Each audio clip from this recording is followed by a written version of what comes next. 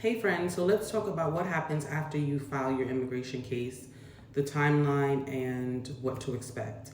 Filing an immigration application can be, exciting. It can be nerve-wracking, whether you're applying for a green card, a work permit, naturalization, or any other immigration benefit. It's important to know what happens in your case, and today I want to talk to you and talk through the timeline and the key steps that you need to consider and expect, after submitting your immigration case to USCIS. So number one, the receipt notice, which is also Form I-797 Notice of Action.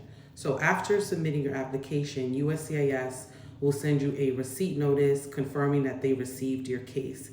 This document includes your receipt number, which you can use to track your case online, the file date, which is crucial for priority dates and processing times, a case type description, which is confirming which form you filed, and it also will include instructions on what happens next. And the timeline for receiving the receipt notices typically can be anywhere from 2 to 4 weeks. It can be as long as 8 weeks. And for certain cases, today we're seeing they're even taking several months. So the timeline really for receipt notices are all over the place right now in recent times.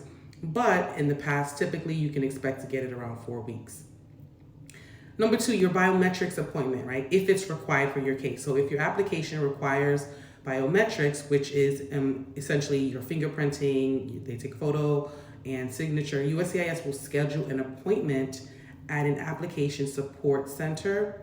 And this step is going to be necessary for your background check. So certain forms that do require biometrics include the I-485 adjustment of status, if you're getting a work permit, the I-765, the I-751 removal of conditions, the N-400. Now, if USCIS already has your fingerprints on record, sometimes they will indicate that they will use the prints that they already have on file, and they'll send you a notice stating that. Now, step number three, right? Maybe in some cases, you might receive a request for evidence, which is also known as an RFE. So if USCIS needs additional documents or information, they will send a request for evidence. Now, this does not mean that your case is denied. So don't panic when you get an RFE. Some of the common reasons for an RFE will include missing documents such as your birth certificate or a marriage certificate, if you submit insufficient proof of financial support, or if there is lack of evidence showing a bona fide marriage, okay? So with an RFE, you must respond within the deadline given, okay? Which is usually gonna be anywhere from 30 days to 87 days. Now, delays in responding can slow down your case significantly, so you wanna make sure that you take this seriously. And I recommend working with an attorney so that you make sure that you're responding appropriately so that you don't end up with your case being denied. Now, RFEs can be issued at any stage in the case, but most common, you're gonna see that you can get an RFE anywhere from 2 to 6 months after filing your case. So USCIS processes cases typically in the order that they receive the case. You can check your case status online using your receipt number, and you can go to the USCIS website and type in, or Google and type in USCIS case status online. Now, when you do this, you're going to see several different case status updates, right? One, you might see case status, your case was received. So this means that USCIS has your application and they are quote unquote reviewing it. You may also see that your case was approved, right? So this will mean that your petition or your application has been approved. And then typically for some cases, this might mean that there might be a next phase, and like for VAWA, for example, if your VAWA is approved, the next phase will be going, the approval or the adjudication of the green card, and they might want to call you in for an interview. Sometimes you'll see case was transferred. So this just means that your case was moved to a different USCIS office, and sometimes they do this in order to have faster processing. You'll also see at times a case status update that says case is ready for an interview. So this means that an interview has been scheduled, right? If it is required for your case. And then you might also see that decision notice mailed. So USCIS has made a final decision. They either approved it or denied it, and they had mailed your decision to the address that they have on file. So in some cases, you may be required to have an in-person interview at a USCIS field office. You will receive an appointment notice with the date, the time, and the location of your interview.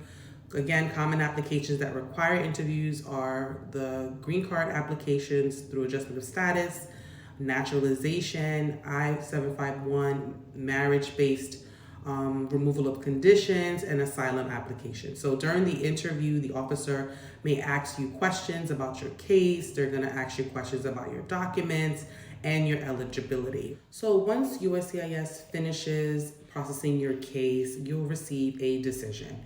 If your application is approved, you may receive your approval notice and related documents by mail. So for example, your green card applicants, you are going to typically receive your green card in the mail anywhere from 2 to 4 weeks after your approval.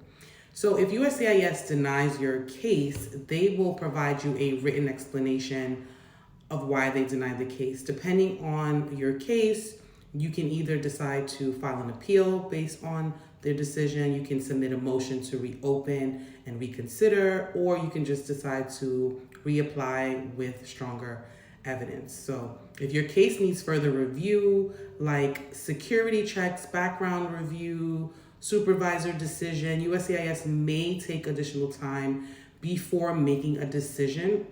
So delays can happen, especially in cases involving like waivers and inadmissibility issues or issues with your background check, okay? So what do you do if your case is delayed? So if your case is delayed or taking longer than expected, you have several options. So you can check the processing times at the USCIS processing times website. You can submit an inquiry if your case is outside of the normal processing times. So you want to make sure that your case has been pending longer than what the average case type is, their average time for adjudicating your particular case type. You can also request congressional assistance through your local representative, and they'll send a letter to USCIS on your behalf. You can file an expedited request if you have an urgent need. So for example, if there's a medical emergency or financial hardship and you need your case to be decided on quickly, you can file an expedited request. Just keep in mind that this is discretionary and they can approve and deny it. So you can also seek legal help, right? And explore what your options are. And that's why working with an attorney is important, because an attorney will be able to look at your case and be able to advise you on what the best option is and may be able to see maybe why your case is pending longer than usual. Maybe there were some issues in your case that could be making your case take a lot longer than it should. So I want you to remember that the immigration process requires patience. You know, you have to understand the steps after filing, you know, and this helps because it'll ease your anxiety. A lot of times people expect, you know, when I work with clients that their case is going to be filed and within 2-3 months they'll hear back from USCIS, and that's not how it works. A lot of times it is a waiting game and you could find yourself waiting several months to years to hear back from USCIS on your case. So if you have any questions about the immigration process, or if you have any questions about a specific immigration matter, you can go ahead and give my office a call. We'd be happy to talk to you about your case. You can schedule a consultation with me one-on-one so we can discuss strategy and your legal options. And if you like this video, please give it a thumbs up, share it with anyone who would benefit from this information, and subscribe to the channel so you can stay up to date every time I post a video. So I'll talk to you soon and see you in the next one. Bye.